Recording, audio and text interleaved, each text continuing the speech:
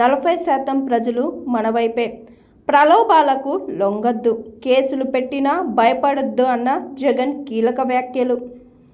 శాసనసభలో నోరు కట్టడి చేసే అవకాశం ఉంది. శాసన మండలిలోనైనా గట్టిగా ప్రభావం చూపాలి.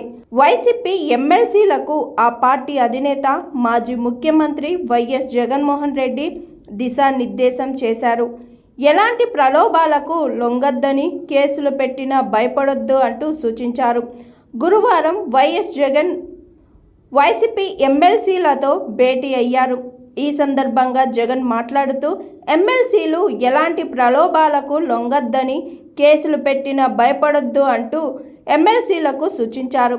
40% ప్రజలు మన వైపే ఉన్నారంటూ గుర్తు చేశారు. మనం చేసిన మంచి పనులు ప్రజలకు గుర్తున్నాయి. ఎన్నికల ఫలితాలు శకుని పాచికళ్ల మాదిరిగా ఉన్నాయంటూ వివరించారు. ఈవీఎంలపై దేశవ్యాప్తంగా చర్చ జరగాలని జగన్ అభిప్రాయపడ్డారు. రాష్ట్రంలో బీజేపీ, టీడీపీ, జనసేన హనీమూన్ నడుస్తుందని, వారికి మరింత సమయం ఇచ్చి తర్వాత పోరాడదాం అంటూ ఎమ్మెల్సీలకు వివరించారు. అసెంబ్లీలో తమ నోరును కట్టడి చేసే అవకాశం ఉందని, మండలిలో గట్టిగా పోరాడదాం అంటూ జగన్ సూచించారు. ఇటీవల జరిగిన జనరల్ ఎలక్షన్లో ఘోర ఓటమి పాలైన వైసీపీకి శాసన మండలిలో మాత్రం 39 మంది ఎమ్మెల్సీల బలం ఉంది. త్వరలో అసెంబ్లీ సమావేశాల నేపథ్యంలో క్యాంప్ కార్యాలయంలో ఎమ్మెల్సీలతో జగన్ సమావేశమై పలు అంశాలపై చర్చించారు. శాసన మండలిలో అనుసరించాల్సిన వ్యూహంపై ఎమ్మెల్సీలకు దిశానిర్దేశం చేశారు. ప్రధానంగా అధికారంలోకి వచ్చిన కూటమి ప్రభుత్వం ల్యాండ్ టైటిలింగ్ యాక్ట్ రద్దుతో పాటు ఇతర కీలక బిల్లులను త్వరలో ప్రవేశపెట్టే అవకాశం ఉంది. గత ప్రభుత్వ హయాంలో ప్రవేశపెట్టిన మరికొన్ని బిల్లులను కూడా ఉపసంహరించే ఛాన్స్ ఉంది.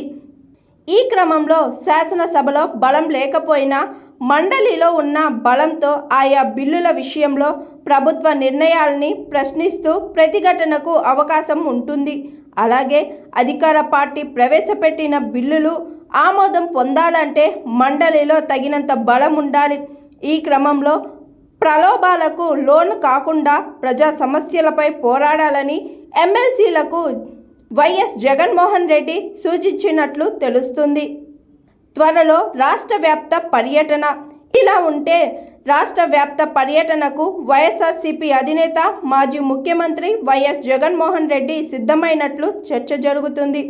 టీడీపీ నేతల దాడులకు గురైన బాధితులను పరామర్శించాలని ఎమ్మెల్సీల సమావేశంలో స్పష్టం చేసినట్లు తెలుస్తుంది.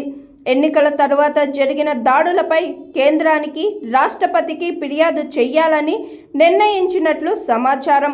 Hi, this is Mounika. Please like, share and subscribe JSR media. Hello, నేను స్వాతి. జేఎస్ఆర్ మీడియాకి వెంటనే లైక్ చేయండి, షేర్ చేయండి, కమెంట్ చేయండి అండ్ సబ్స్క్రైబ్ అవ్వండి. Thank you.